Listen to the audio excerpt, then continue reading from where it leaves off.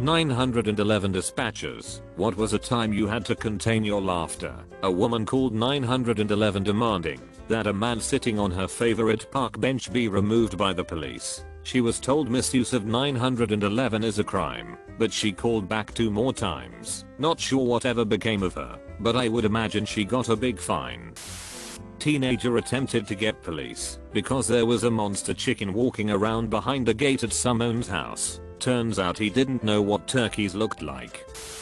We had an absolutely crazy lady calling him from a disconnected cell phone on a regular basis for a while. We could never get a good location out of her or from the phone itself, so we were never able to send anyone out to check on her. One night she called in, and since it was slow and always a good time, those of us not doing anything clicked in on the line to listen. She was ranting and raving, and the caretaker who had her was one of the sweetest, nicest people you ever wanted to meet. Eventually she asks where she lives, and the woman replied with, "I live on Sesame Street," and without missing a beat the caretaker responded, "Well ma'am, can you tell me how to get to Sesame Street?" We all collectively lost it. Thank God for noise cancelling mix lol. She called back later that morning and we were able to get her to sing Schoolhouse Rock with us. It was fantastic. I still think about her on a regular basis. We never were able to track her down. I hope wherever she is she's gotten the help she needed. Some lady called me asking if we could have a unit house sit for her while she went on vacation for a week. I told her we don't do that. She'd need to hire someone or ask family to help out. She got all angry and huffed and puffed at me saying I don't understand anything. She simply wanted them to stay in her house, watch the dogs, and make sure no one tried to break in as an off-duty job. I once again said we don't do off-duty work in civilian homes, and she angrily hung up on me. I still think back to it and laugh. People are weird.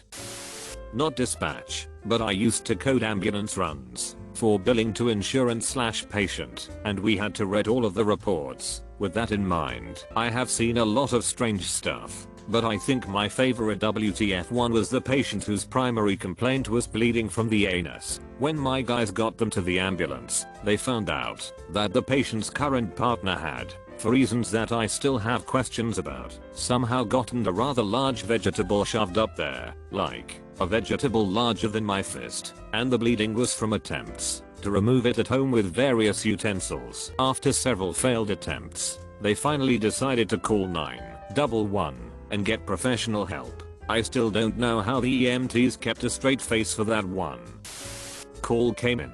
Guy was chasing down a vehicle on some backcountry road because the teenagers in the other car had thrown a block of cheese at my caller and hit him in the head. I confirmed it multiple times before I typed that out. Block, not slice. Dispatcher put it out over the radio to officers and then the sheriff all called in and confirmed that yes, we said a block of cheese. I'm in California, not Wisconsin. Who carries spare cheese with them? Not a 911 dispatcher. I was hospital desk security during 2020 to 2021.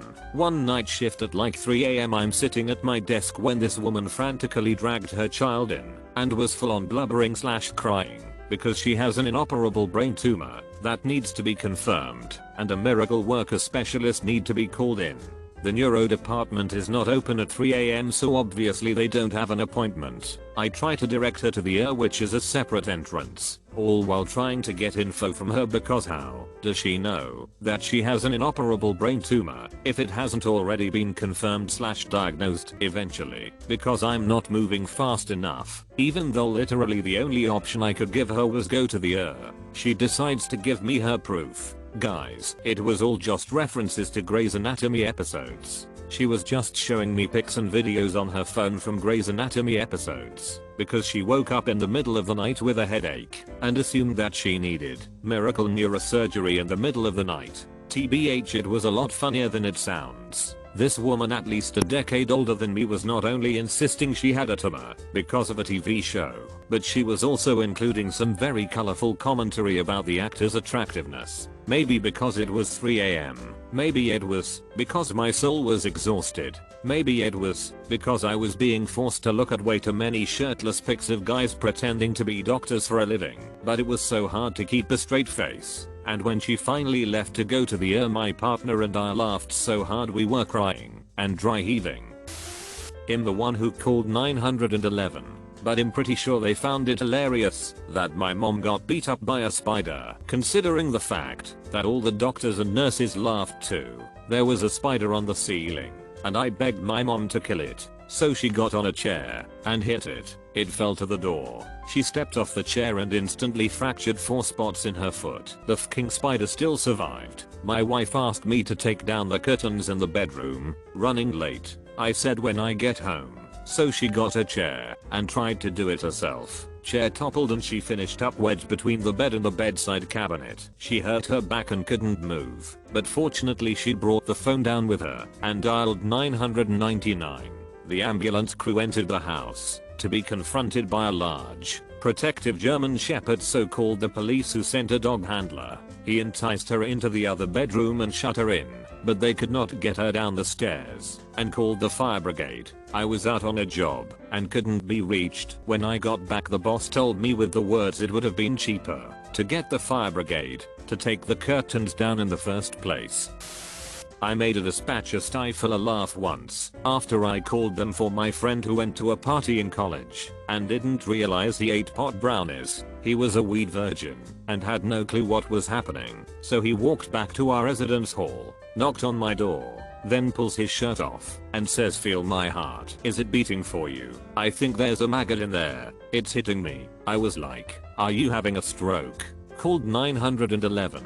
And he's in the background talking about how the popcorn ceiling in my room isn't really popcorn, but if we heated the room maybe the pieces would pop. And then he got right behind me and was like, "Don't tell my mom if I die. She'll be sad." The dispatcher is trying to talk and he's like, "Oh no," in the background. I started to put 2 and 2 together that he probably just took something, and the dispatcher was like, "Okay, yeah, ask him if he's taken something."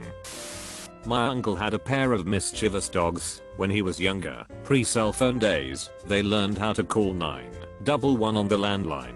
People showed up and played with them. From then on, when he was at work, they'd call 911 at least once a day for attention. I'm sure the dispatchers all got a big laugh constantly over that and were likely jealous they didn't get to have a work time play date with some silly dogs. I've told this story before, but I'll tell it again. I was in training and picked up a 911 call from a guy who just found his brother dead from a suicide. Old boy suck started a Taurus judge loaded with .410 slugs. The brother calmly says, "I just found my brother and he shot himself in the head." My trainer was having a conversation with a deputy who was about to start his shift, and I repeat what the caller had said. "You said he shot himself in the head." Without missing a beat, my trainer goes, "Or he just got his first suicide." As if it was like I was growing up right in front of her and I about lost it. I don't know why it was so funny to me, but the way she said it was hilarious. I had to stifle my laughter so this boy who just found his brother dead couldn't hear me. I felt awful, but couldn't help myself. We got deputies and medics out to the house to confirm, and sure enough he ate a slug. When they lifted him off the pillow he was laying on, they said the back of his skull was completely blown out and there was just blood and brain matter laying in a ball on the pillow. The other time that stands out was the time I got a call from a gas station attendant who said there was a guy in the parking lot of the gas station bleeding from the anus. I don't know how I didn't lose it on the phone, but I couldn't help it on the radio because I had a deputy making a lewd hand gesture out of the corner of my eye while I was trying to dispatch the call. Got a deputy and medics to him, and come to find out he and his girlfriend are homeless staying inside tent near the gas station. Decided to play a little hide and seek with a cucumber. When she inserted the cucumber in his rectum he flinched and she broke the cucumber off inside him and they couldn't get it out.